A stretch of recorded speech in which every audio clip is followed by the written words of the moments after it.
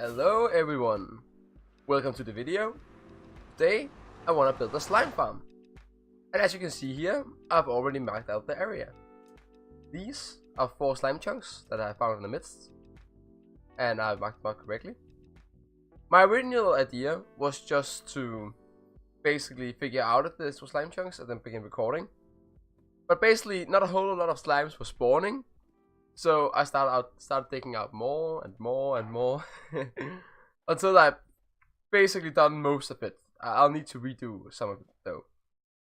See, the thing I figured out is that basically the big slimes need 2.5 blocks to be able to spawn, which these are only 2 high, so basically they are not able to spawn. Okay, there's one there. So yeah, basically I have to redo this. It was sort of expected. You can see there's a big one down here. But before that, I actually ended up using a lot of time to light up the area and to go through a bunch of caves and a lot of stuff. As you probably saw, there's a lot of sugar boxes laying around as well. I need to clear this area up.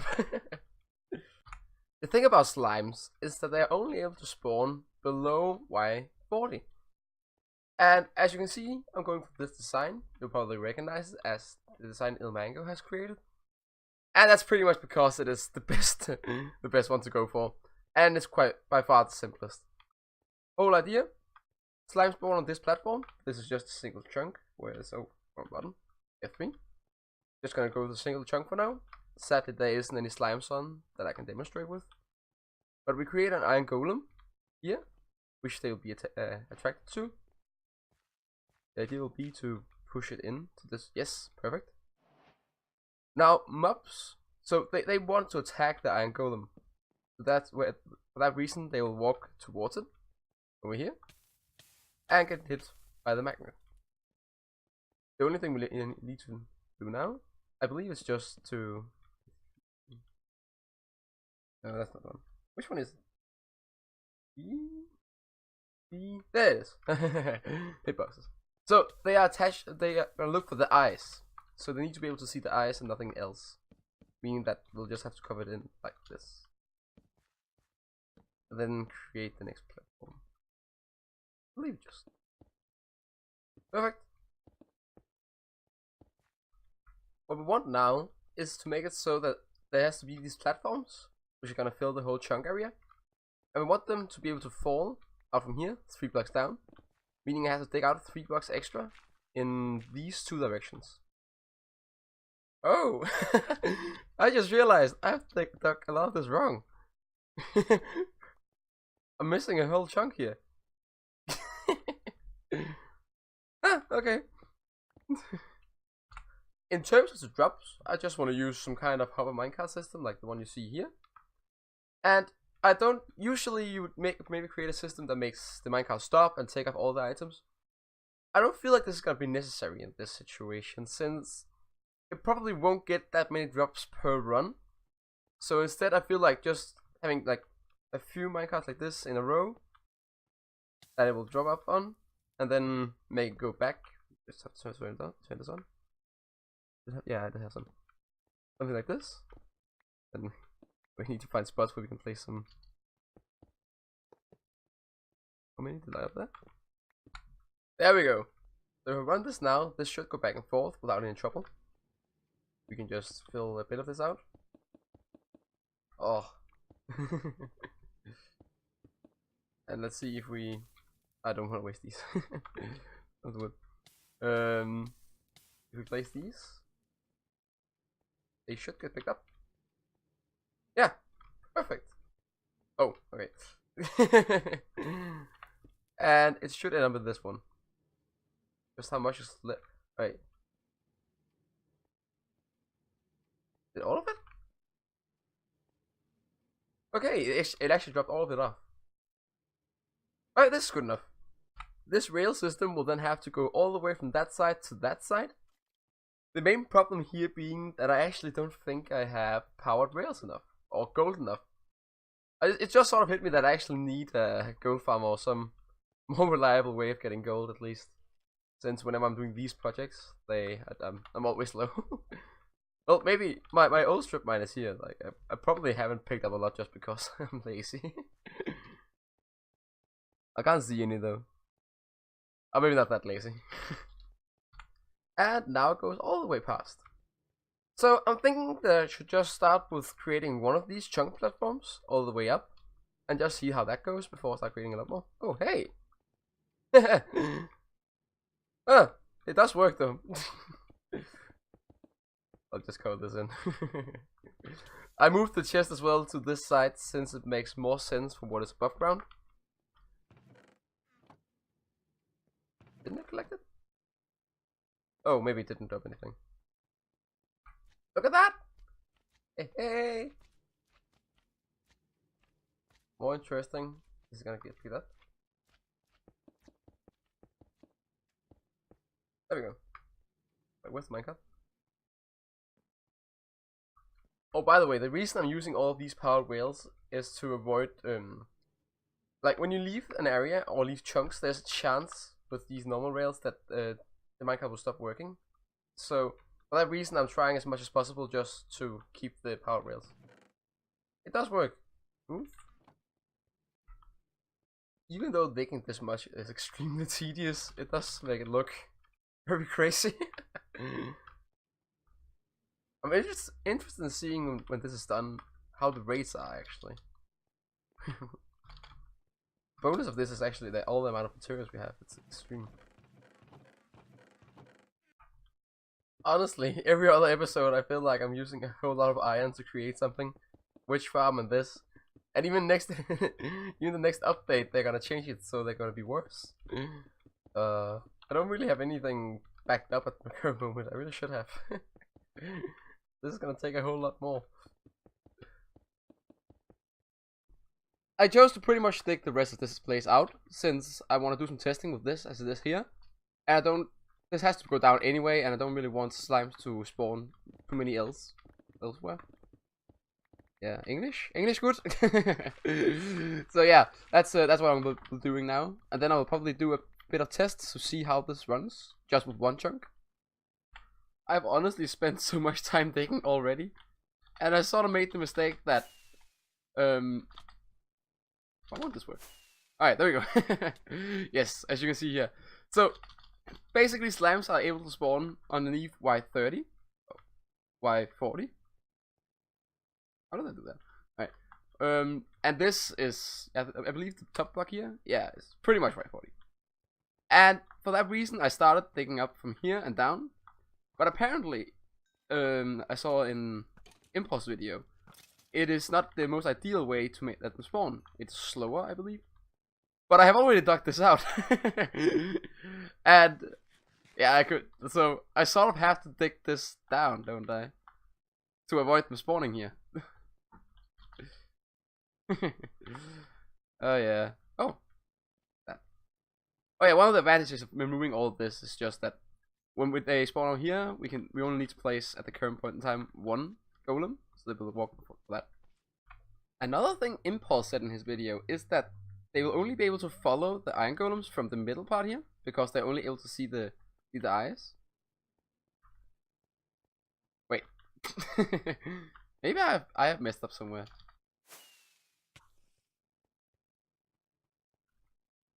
On this one, I'm able to see all the way back. I must have messed up. On the one below. Okay, yeah, here I can't see. I must have counted something wrong. I really need more mending books. Since this is my only pickaxe, I have been back and forth here so many times to repair it already. But I just don't have enough mending books to enchant multiple pickaxes at a time. I have one left over somewhere, but I don't really want to use it. I have like the ones we made last episode. This one is quite good. Both of these I need to put on breaking on this one. Both of these can be used, but I don't really feel like doing it because they cost diamonds to repair. Kind of ironic using all the time to make these and then not using them, but yeah. I'll have to find somewhere to get mending. The only way I know though is using villagers, and I really want to get around that, but since the new update is gonna change them a lot. So it just feels like a waste of time since it's probably only gonna be a month, maybe 2 before the next update hits. Honestly, This farm is already ridiculous as it is. And having to build a lot more of this. Yeah, it's gonna be quite tedious. I still want to do it for some reason. Let's see, like, I've gotten this much already. Just from that little time it took. This is quite good. I imagine that this will be more than enough if I'm just AFK around the world. Doing stuff. But, yeah, I feel like I should extend this. The bit sad thing about building something like this is that there isn't really a lot of entertainment value in a video like this, unless I do something else than just place blocks and destroy blocks, which is pretty much everything I do. The the only thing left is pretty much to show you the end results and then show you what I'm gonna do in terms of storage. So hopefully here in a second you'll see a time skip and I'll basically be done. In 3, 2, 1, it's all done. I managed to be able to build one of these sections and one of these chunks and almost all of this in 30 minutes, more or less. As you can see, it isn't very consistent in terms of the spawn rates, but they do come like quite regularly. So I feel like this will be more than fine to be just somewhere that will be loaded once I go back and forth. And it will be even better the more of the island in general will be light up. So, what will be interesting to see, if we move far away outside of the spawn radius and then go back, this should be more than enough. I'll just make sure. And then go back in there. It'll be interesting to see how much the spawns.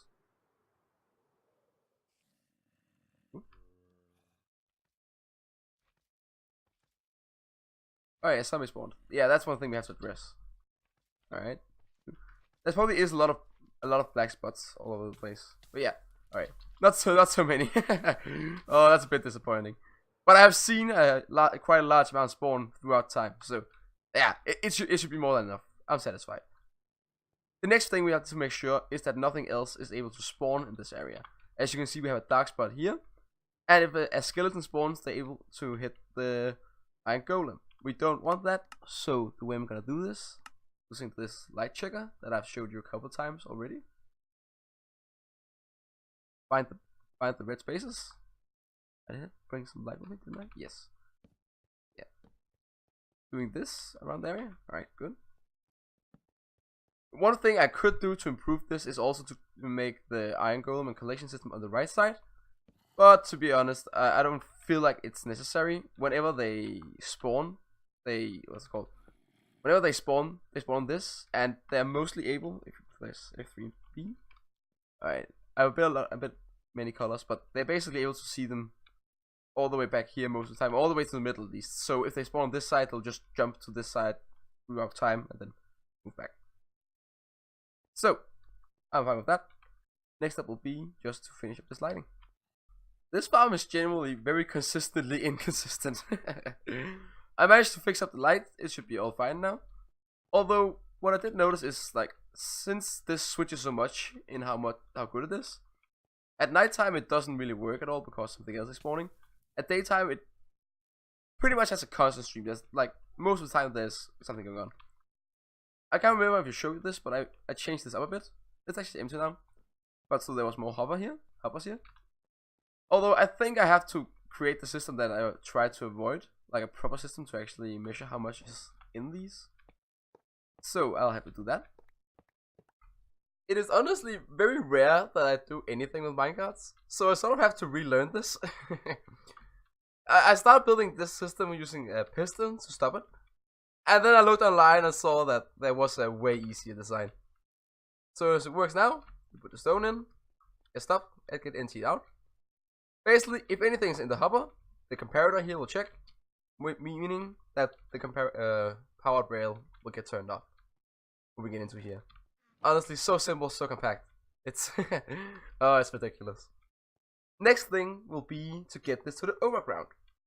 And I think the way I'm gonna do this is just to use a dropper like this.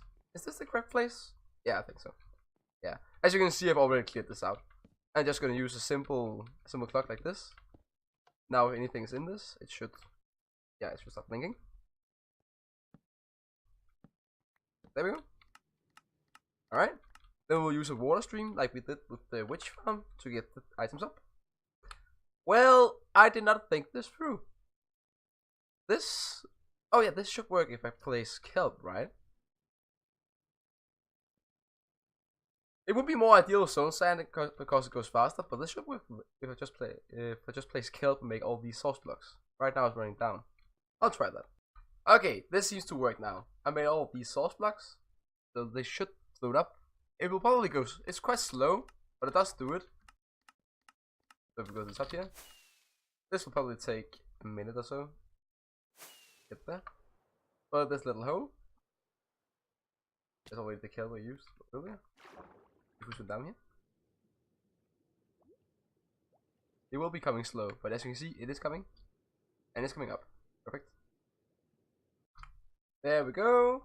Took just about a minute, which is fine actually. It doesn't need to take more. As long as it's less than the 5 minutes for it to despawn, it should be alright. Since this one is a source block, we should be able to make a floating block, like right here.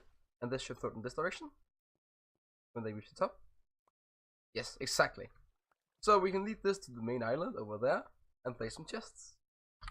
There we go. Now this should get transported over to this storage, if you can call it that. It's basically just a bunch of hoppers. And this will be good temporary storage. It isn't the prettiest either, so I'll have to do something with it. But I'll let it stay for now. So, we like to connect this up. See if it works. Only thing pretty much left to do is to... well, I guess destroy this. There we go. Time to fill this in. All of this. Wait, there's actually only a bit too much for this. That.